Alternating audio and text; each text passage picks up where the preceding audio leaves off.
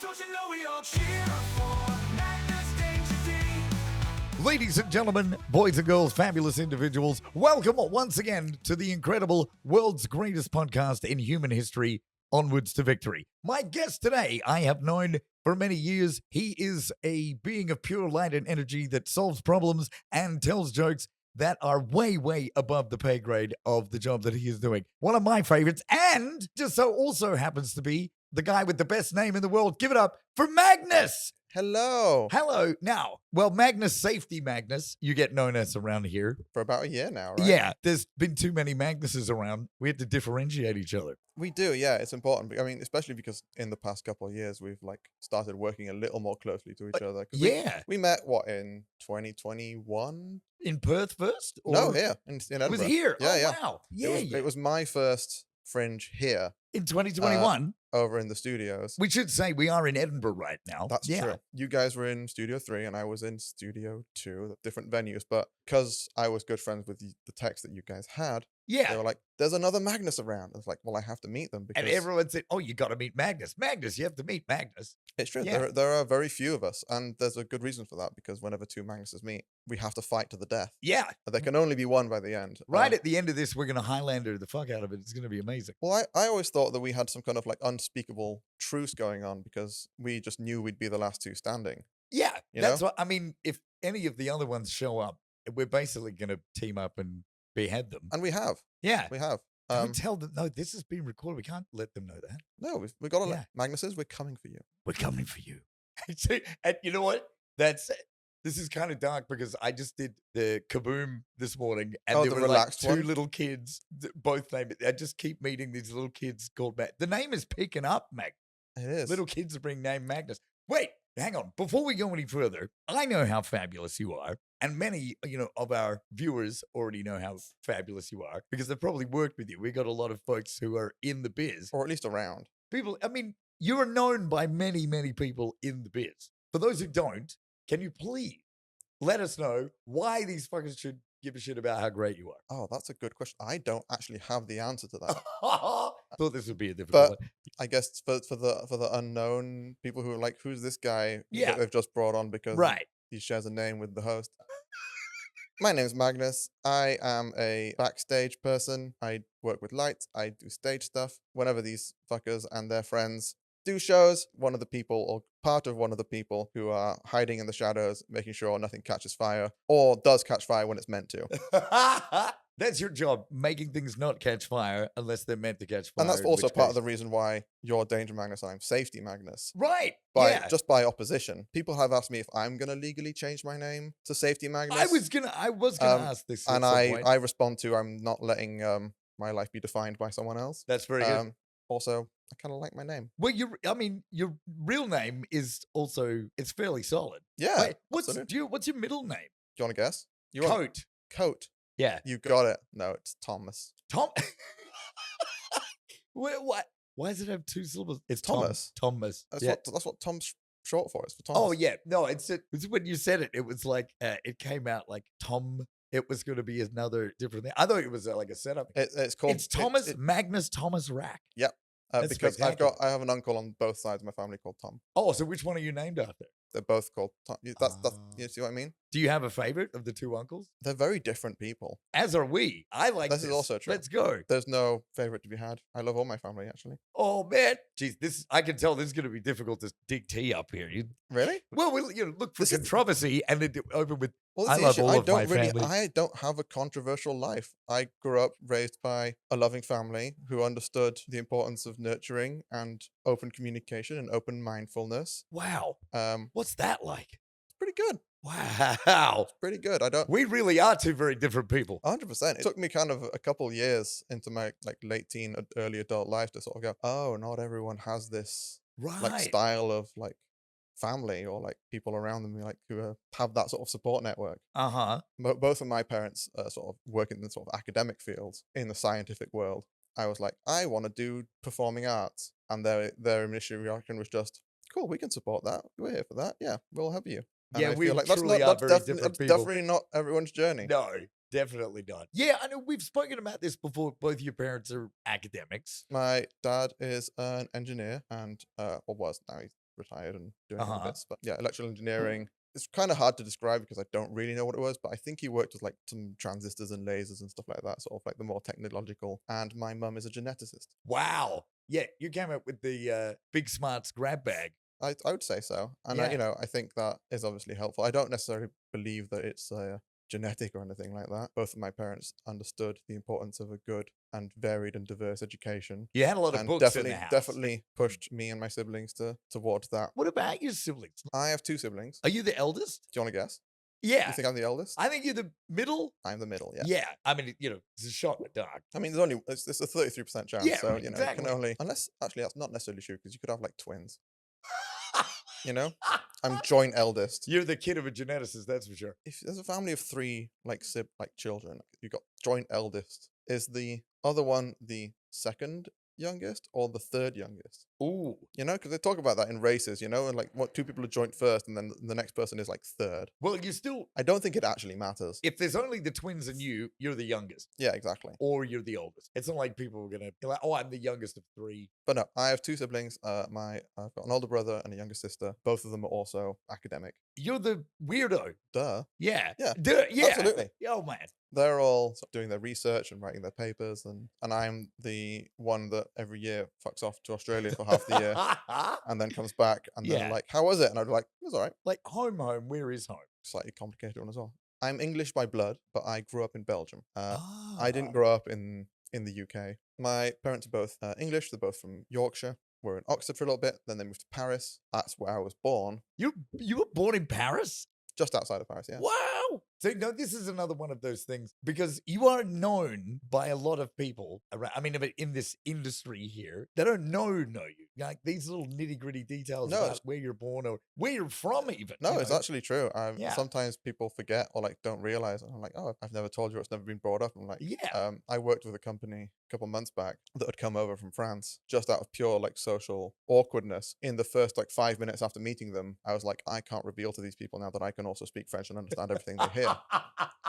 And I then met up with a friend afterwards and tried to explain like that was my social awkwardness meant that I can no longer inform these people that I'm going to be working for the next 2 weeks that I can speak their language and understand everything they're saying to each other in their own language. And my friend's first reaction was, "You can speak French?" Yeah. And I'm like, "Yeah, did I?" It doesn't really come up unless it comes up, right? I was just about to say the very same thing. You can speak French. Yeah. But then there's already a subtext in this conversation of people already going, Yeah, being didn't know that. surprised by the, Yeah. he can speak French. This just came out of nowhere. Okay. I grew up in a French-speaking country. Yeah. I wasn't, sent to just a normal public school where you speak French and have immersion, which I think is also, I feel very fortunate to be able to speak more than one language. It's incredible from a like mental point of view. People sometimes wonder like, do you think in French? Do you speak in French? What language do you like dream in? Right. And like, I don't have an answer. I don't think you think in a language, People think in different ways. There are like the visual thinkers and the Right. word thinkers and stuff like that. And your kinesthetic learners. But Yes, if of course. I'm thinking yes. like, I fancy something to eat. It's not a thought. It's a feeling. It's like, like I don't think to myself, ooh, I could eat an apple right now. I just, that thought of, Sure. it's more abstract, I guess. There is the argument that because you can speak more than one language, that means you then have the option of thinking in concepts. I guess so. I don't Because know. a lot of folks that only have one frame of reference, all of their thinking just gets filtered through their one language. But finding out now that you also speak French, that's a revelation to me. I had no idea that this was a thing. Yeah, I guess that would make sense. When would it have come up before? No, right? never. Another Except thing- for all those times where I was, talking to those other French speakers and you were hanging around pretending that you couldn't speak French. Well, that's just my voyeurism. Yeah, know? I know. I have a feeling this is going to be only the first of many Mhm. revelations. Despite being such a fantastic listener and a guy who's always around, you don't talk about yourself that much. You're a giver. I am, Yeah. I'm absolutely a giver. It's something that I'm learning to do more, is be very much like open and talk about how I'm going and what my life is about and where I came from and like my experiences and trying to like chime in and help people with that. But most of the time, I take on a listener role in most of the conversations or most of the interactions I have with people because I feel like I am more interested in hearing about other people than I am interested in telling other people about me. Yeah, by your own words, you've had a supportive upbringing, Yeah. right? You had a great family and people who, understood the importance of communication and stuff. It's not like you're leaving parts out because of some sort of lack of, you're not a, I don't think you're I a have anything. confident Yeah, I guy. don't think there's anything about my life that I'm trying to hide. I never got that impression. No, and Yeah. I don't think I'm giving off that impression, and I never will. Uh, it's not interesting to me to have that be part of the conversation of being like, oh yeah, this is my life, because I feel like I already know that. I already know my Well, own you were story. there. Yeah. Yeah, so I'm more interested in collecting other people's ideas Wow. and sort of pooling it in this little brain that I have. See, this is another thing I know about. You have a very big brain, and I am going to blow some smoke up your ass right now because this secret colossal brain. Well, I've seen what you can do when you use it for evil in particular circumstances. When it's for comedy. Forgot. I don't mean real evil. The guy, even just like talking about you doing Joker evil. No, not Yeah. necessarily. Mm. I think it's that thing of like you were saying earlier that like, and I would agree that I'm quite good at reading people. I'm quite good at Yeah. seeing other people's, like, how people are responding and how people are like from like an emotional, physical state, and being able to like check in on that. And I think that just comes from I feel like that's related to my like I'm here as a listener, because it's just like a lot of experience of being like, okay, I can see this pattern, I recognize it from before, and I do these things and I do that thing, and I felt like I am able to sort of very much understand how people work, and because of that, I know if I want to, probably I could be really good at manipulating if I wanted. If it wasn't for this damn moral compass, then, I yeah, love my moral compass. I It know keeps you me- do. It keeps Yeah. me very sane. Yeah. It's just not interesting. I don't see myself as a very selfish person. Mm. And For what it's worth, I don't see you as a selfish person No. either. You're pretty much the opposite. no, yeah. In fact, sometimes I feel like I should be a little bit more selfish, but then I'm like, no, I that's think wrong. that too. about I think me. sometimes you should be a bit more selfish. I don't think I know how. Aha. I consider it. I think about it. I'm like, should I? Let me have a go. Let me think about it. And then when push comes to shove, it's like, it's just not me. Right. You know? Talking about being very good at checking on other people's emotional regulation, right? Mhm. And having a really good understanding about that. And that's a role that you fall into. This is a showbiz podcast, but I really want to talk about the nitty gritty of, what you're feeling, your philosophies on this. Okay. So Okay. is that something that comes out because you feel like it's a responsibility because you have a stability that other people, especially artists, don't have? Or is it because you feel more comfortable in that role because you're good at it? Maybe it's like a little bit of both. Uh-huh. I don't think it's a comfort thing. I think I've always been raised to be patient and kind, to be able to hold space for other people and like think about others. Yeah. Empathy, for lack of a better word, And probably mirroring. the actual. You're great at it.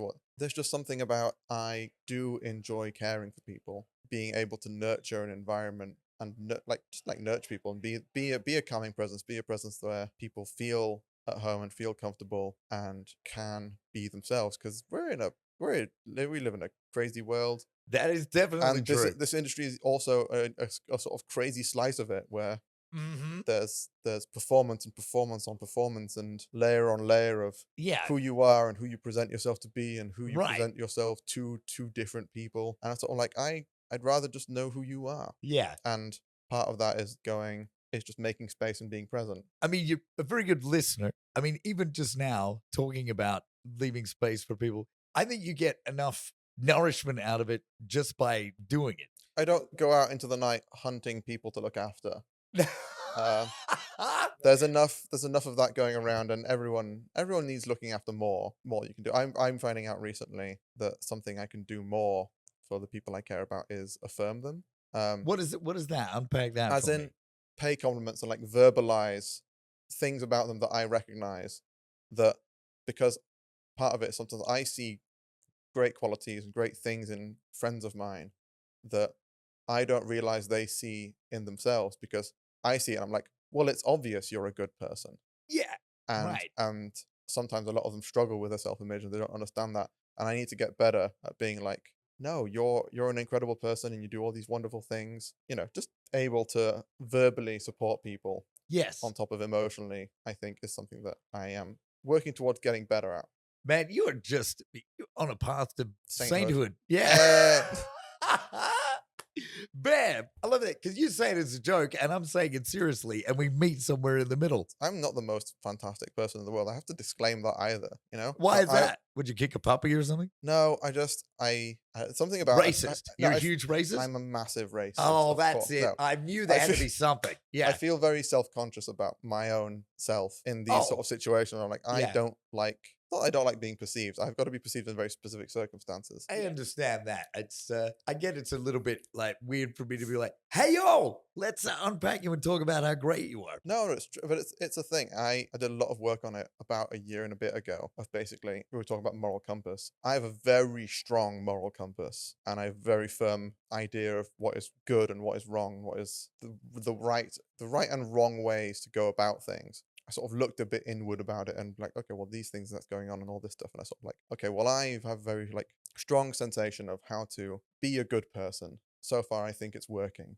Right. But there are times where I'm like, people will, affirm me and like, like you're doing, like other people have done in the past, and be like, oh, you're such a wonderful person, you do all these things, and all that. And it kind of, for a long time, it sort of just bounced off me. At some point down the line, once I sort of figured out where my moral compass was, a line got blurred of like, this is my moral compass, and if everyone acted this way, the world would be great.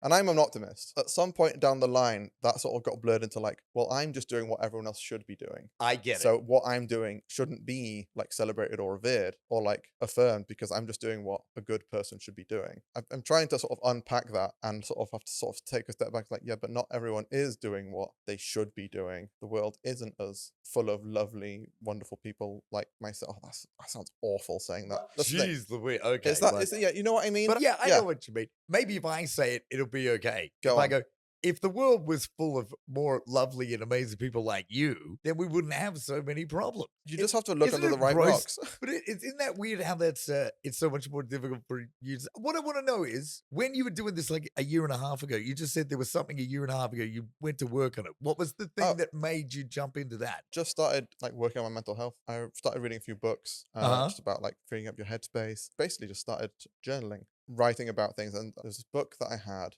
It's a very fun book. It's called Your Head is a Houseboat. Your Yeah. head is a houseboat. Yeah, it was very metaphor heavy. Well, being I'm like- guessing the title kind of gives that away. Yeah, exactly. Yeah. And it's like your head is a houseboat, constantly on the move towards direction, and it's full of things. It's full of clutter and passengers and stowaways. And each of these sort of categories is a loose sort of analogy to trauma and memories that you don't need, and like your sort of like base instincts and stuff like that. But with that book sort of came some sort of journaling exercises. A lot of them were really good, and some of them were more challenging than I thought to be. And I just remember one of them was very interesting. You know how you always have that sort of like, where do you see yourself in 5 years? Yeah, of sort of kind course. of question. They kind of like flipped that on its edge. It was like, step one, where do you see yourself in 5 years? And then step two was, think back to where you were 5 years ago. Who did that? Where did that person see themselves in 5 years? Oh yeah. Think about where you are now. How many of those goals have you achieved? How many haven't you achieved? And how do you feel about that? What's changed? Is it bad that it's changed? And stuff like that. And I don't know. It sort of started me down a sort of road of more introspection. It's like, well, what was it that set you down this path? Read some very interesting books and started journaling. So not a plane crash or something. There was no. No, it was wasn't no, like, no. no, you didn't get abandoned in the jungle or. No, it was just It was- just a decision to better myself. But you're already so great. We can always be better, I think, which actually is actually not a good mindset to have. You Boy, this is an analysis going on. I can be very brainy sometimes. But you can also be very foodie sometimes. What a wonderful segue, man. Well, look, I don't want to like derail the brain stuff, but no, but we could be here for hours. That's the yeah, issue. if you and I get onto the unpacking of the brainy stuff, that could Oh, be yeah. real long. I didn't actually know this until very recently that you're a big time foodie. You really like cooking for people. Oh, yeah, I do. I like cooking in general.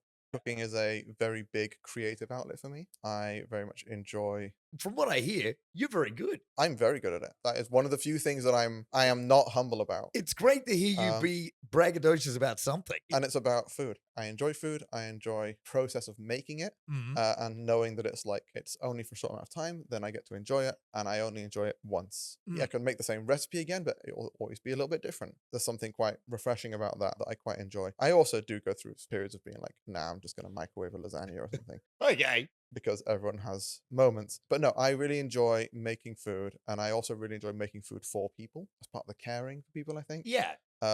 This is part of me that I am very skilled at and very good at, Mhm. and I want to be able to share that with people and go, hey, you're someone that I care about and someone that I have a lot of time for and want to make sure you're doing all right. You're my friend. You're someone that I love. Let me cook for you. Let me show you via food how much you mean to me. Right. And it usually works out pretty well. Well, it usually works out pretty well. People eat food and everybody feels good. Honestly, Yeah. yeah. It's become a thing for the past 2 years. You have like a regular dinner for people or something? Yeah, so in Adelaide now for the past 2 years, after the fringe ends, Uh-huh. when it's time for the production team to start packing down the site, taking all the venues apart, one of the last days, I leave early and buy a ton of food and then invite everyone round to whatever gaff I'm staying at. I make food for everyone. 2 years ago, I made banh mi for everyone. Oh, wow. Everyone brought their own booze. I just provided the food, and then we had this sort of little garden. We had a little fire pit. All my favorite people were there. Food Oh, that yeah. I Sorry, made I for couldn't them. make it. I made.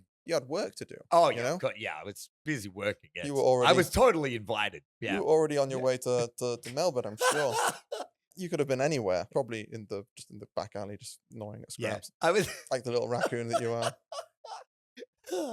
It's really nice to watch you talk about this because it's one of those rare scenarios where I can see the sides of your lips turn up underneath A the little facade. smile, Yeah, you get a tiny little- smile. tiny little smile. This guy's a stealth smiler. If you catch him out in the wild, those. You think I Yeah. don't smile often? I feel like I No, smile. you definitely have a smile when there's like jokes. Yeah, Yeah, you're one of the banterers. this is true. And when the I'm- jokes are coming, there's smiles everywhere. But when we're just talking about fond memories, and Yeah. especially about yourself, yeah, it's really nice just to see the corners of your mouth go up. I Yeah. can see you being wistful about banh mi. It's I mean, beautiful. absolutely. Like those nights, even like this year, I had everyone over. I made pasta for everyone. What kind? Um, what pasta? That's a big umbrella. What kind of pasta was? I don't know if you ever been to Midnight Spaghetti in Adelaide. No.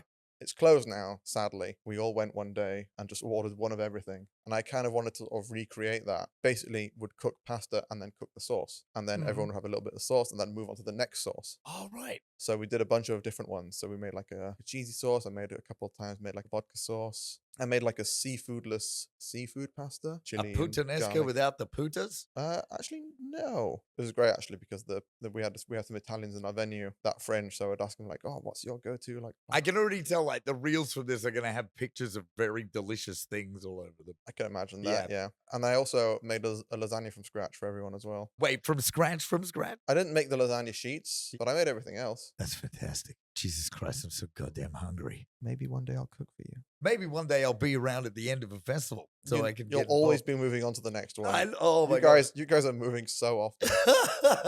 You'd be like, I can't stay. I have a podcast to record. sorry, not sorry. Oh yeah. The getting into why it is that you cook for people. You're very well balanced. It's unfortunate, and I'm sorry. I wish I was more God damn unstable it. for you. Maybe there's some massive traumas or something. Have you ever had a pet that died? Yeah. Oh, Like you did? some hamsters, a dog. All in the one incident? No. Oh, unfortunately, okay. Yeah, no. So that was a really serious answer. You went for the bit, and I just went, no, I'm going to be real with you. I had multiple pets growing up. Some of them were hamsters when I was younger. Oh, you okay? That was One of them, I true. think, was it mine or my sister's? Didn't die. It got left on a tree in the garden, and then when we came back, it was gone. So it probably just ran away, or a bird picked it up. Wait, this is a hamster. Yeah, not my sister. I mean, why is a hamster on a tree? You left it on a tree? I think it was my sister's hamster. I think she put it on a tree Ah, and then like went to go get some water or went to go play with somewhere else, and then came back. It was obviously gone because it was like, why the fuck am I in a tree? yeah. Don't put hamsters in trees. That's not where they live. Well, and also carnivorous birds. They're. I mean, Jesus Christ. Sorry, I hope this isn't a revelation. I mean, my guess is that's what wound up happening to the hamster. I think it fell out of the tree and just scuttled into a bush somewhere. Yeah. I think so. It's probably living now in one of those little cottages where they have like buttons for tables and That would be They go and adorable. steal things, But yeah. a hamster's lifespan is not that long. No, oh gosh. Definitely dead. Maybe with a little tombstone being like, here lies hamster. Somebody left me in a tree. Died as it lived, falling out of trees. But not like, is that something that you're very aware of? Is that something that is in your? That I'm well adjusted? Yeah. Absolutely. Is that something? And it's something that I am also know that I'm very fortunate. Well, That's al- especially hanging out with this mob, right? Well, Where everyone's yeah. a fucking nutcase. Maybe that's also part of why I am the way I am, because I'm like, well, I know what it's like to have grown up and to have like a supportive environment. Yeah. I wouldn't call it a duty, but I think it's a good thing to show everyone that that does exist and that it can exist, because not everyone's had that kind of that environment or upbringing. Like, Especially in I think it's this important industry, to I yeah. think it's important for people to know that there are people out there who care. You know, Oh my gosh, that is very sweet. Well, you didn't say that just so matter of factly. told you I've got a very strong moral compass. Yeah. Well, I mean, I am very matter of fact about this is a good thing. I think you have to be very well adjusted because so many people I know, very, very good, very like good-hearted people, wouldn't be able to say something so wholesome with a straight face or without at least some kind of irony on the top. Yeah, I get that. Being in this industry, you're around fringe people Yeah. all the time. I love And it. without putting too blunt of a hammer on it, you got a lot of fucked up people. You do, but I Mm. find those people to be wonderful to be around. And often, some of the greatest performers and some of the greatest, folks in the industry, it comes from these people who have had these Yeah, traumatic absolutely. backgrounds, right? 100%. Is that something you ever think about? Because you did 2 degrees. I thought it was 1 degree, but you did performance. I did like a first? degree and a half. I started off doing drama and performing arts. Right. And decided to do that for university. Moved to the UK stupidly, took on a lot of student debt to do it. Acted, did things. I enjoy being part of the creative process and performing. It's something I still do enjoy a little bit. I'm quite a performy person. Sometimes. Yeah. You've seen. Well, I've seen you, on stage with a microphone on you. Yeah. That's true. You have. You know what you're doing. But there was a certain point, I think, during my like university process where I just lost all passion for it. And I think it's because it was in a graded like academic environment where it was like, oh, the choices I'm making are like I'm making the choices because these are choices I want to make, but it is being assessed based on someone else's guidelines. Yeah. So like whether or not I think I was like we were part of this massive group project, and a bunch of people were like, well, if we do it like this, then we'll get the marks we need. And I'm like, well, that's not the point of creating a piece of work.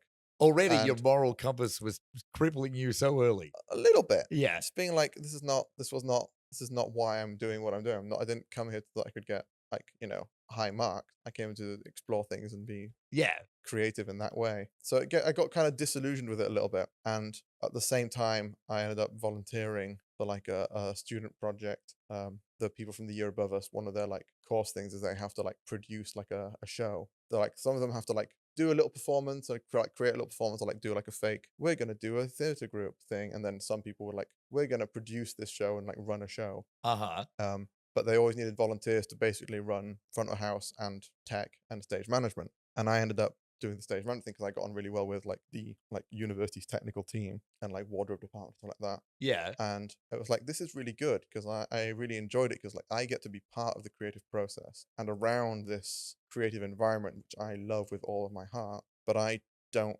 need to like make these choices myself. I'd have to put my like creative like soul at stake. There was an element to it was like there's no wrong choice. Not that there's no wrong choices. It's not like a taking risk thing, but I just enjoyed it. I enjoyed being around, being like, oh yeah, okay, I am still in an environment where I can facilitate, I can make this work happen, I can help, I can provide good things, but to a stage. If we talk about it just openly like this, is it to you, is it the same energy as when you're cooking for people? Is it that same thing where you're helping people? It's not. It's. I think when I cook for people, there's much more of like a personal element to it. But when I do lighting, when I do stage management, when I occasionally do sound, it's not my forte, but a lot of that world, a lot of the reason, from what I believe, the reason a lot of us do that is because we enjoy supporting and highlighting and making things. No one's here to make the money. No one's here. No one's No one's here because it's the best thing to do. The people who are here believe in the shows that are coming here. At least from my point of view, from point of view, a lot of my friends are really invested in being able to support them in the best way possible, because we believe in art, we believe in passing on messages, and if we have the power to embellish and highlight and make these shows be the best possible show they can be, then we can help everyone else understand how good it is to have this. Magnus, I got to tell you, after having Platts on, like, this podcast is fast becoming artist porn. I bet it is. I bet it is. But artists just hear you talk that way. It's like the most life-affirming thing. You're like, oh, but People care about what the hell we're doing. Of It's course we do. yeah. Yeah. It's why there's a whole industry around it, That's why. Oh my god, that's why we love our stage managers so goddamn much, true. and our tech. Oh my gosh, Jesus, will we go absolutely go to the mat for you guys? No, 100%. And like, it's also quite important. Like, we've got to do the work. And like, it's hard to recognize that sometimes because a lot of our work is a lot of the point of what we do is to Be in the is to background. highlight the art and make that, Yeah. make that the thing that everyone's looking at. Oh my gosh, you know? yeah. And it can be quite hard, I think, for a lot of people to like get credit for it and also take credit for it. It just a lot. This is one of those things about about tech stage managers and lighting and sound. A lot of the times you make it very difficult to thank you. Oh, It's one of 100%. those. It's just the way 100%. you're built. Just people are like camera shy a little bit. Yeah. A lot of people, sometimes people are like, oh, you're doing such a great job. I'm like, I just push buttons. I just push buttons. I happen to know which buttons to push to make sure that things work. Mm. But I'm just the guy who's pushing the buttons. Yeah, and it takes somewhere around 9 years to be good enough to know when to push them and which ones and how to make the buttons do the thing. But I just push buttons, yeah. I know. I mean, I'm obviously being really reductive. Of That's course. not necessarily Yeah. true. But again, a part of it is also like it's the listening thing again. Going back to that, Mhm. it's like I can see what your show's trying to do. I figure out the mood you're trying to go for. This is the choice. These are the creative like Yeah. pathways you're sort of navigating, and like I can help you sort of steer that direction a little bit, or like oh, you want to have a really like calm emotional moment. Okay, well, how about we make the lights do this thing? How about we do that? How about the sound comes down a little bit and we add a tiny bit of reverb? It's like Yeah. there is a creative element to it because Yeah. we are at heart also creative people because we are, as part of our job, making art collectively, which is also why I love doing the backstage stuff. Like I get to, like, even though we're not on stage and even though we're not the performers, we are part of the process. Oh, absolutely. And what I think is great about art is having all these different departments of the performers, the musicians, the technicians, the producers, the stage managers, the companies. They're all these different departments who work together as a collective to make things happen. Which Mhm. means when they do happen, it's just so rewarding to be like, look at all the work that everyone put in Yeah. to this, Yeah. you know? And it's And right that thing, there. that thing can be a spectacular musical that will shake the world by storm. Yeah. Or that thing can be two people on stage throwing bananas at one another. There's no limit. There's no limit. All art is valid, Yeah. except maybe this guy. He's very valid. But I don't do art. I do science. It's a whole different. Oh, it's true. Yeah. Ooh, look at the art. That's what you say. That's actually quite problematic. What? Look at the art. You got like Yeah. boo the art. Yeah. Oh no, it's not. I don't No, I know. boo the art. It's just a line in one of your shows. It's I know. I really like that one. It's a good great. one. Yeah. Oh, look at the art. Yeah. Oh, look at It's because you're being a scientist. It's because you're being a mad scientist. I'm being a science jerk. Exactly. Yeah. I wouldn't go do that if I didn't love the art just as much as everybody I else. mean, why would you be here if you didn't love the art? Exactly. Yeah. Exactly. It's mostly to have conversations Oh yeah. with beautiful guys What's that like? just like you. I bet you. This is actually legendary. We definitely need to talk about this. There's a performance at Adelaide Fringe. Yes. Speaking of you being a performer and Understanding how people work and exactly how to push buttons. push buttons, knowing how they click.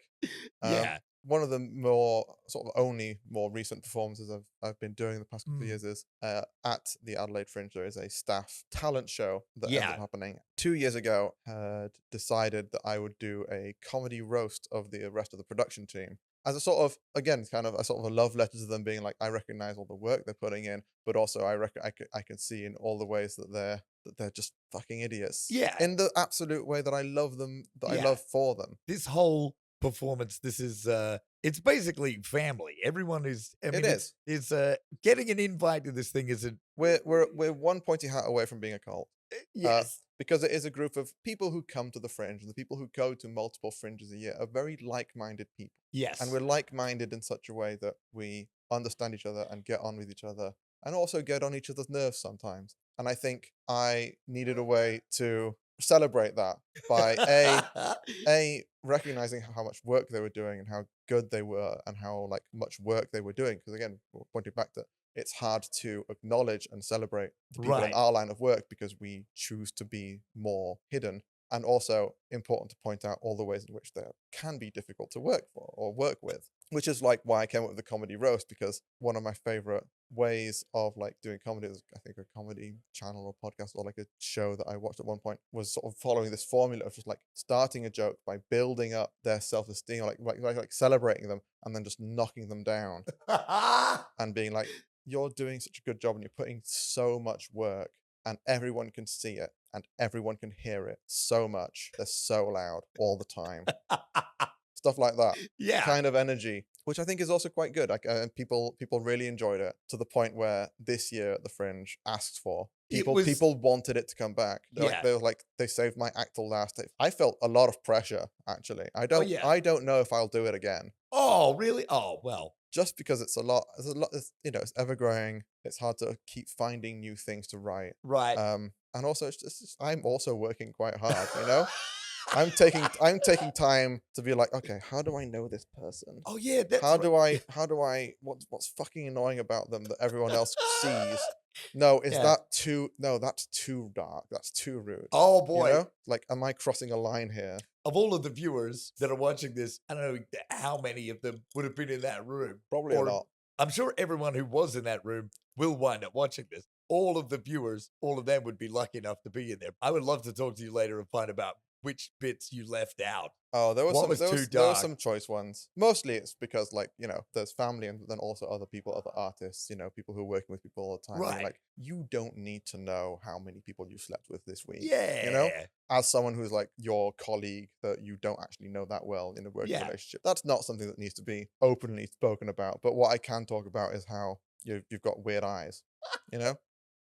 I thought we could go on for much longer there. You and I need to talk more. Absolutely. I can see that. Yeah. I'm threatened. Is it because the nipples around? It's actually the eye contact. And that I feel safer now, Good. actually. I've been waiting to make extended eye contact with you for a long time. And so I'm very glad that we've had the chance. Magnus Thomas Rack.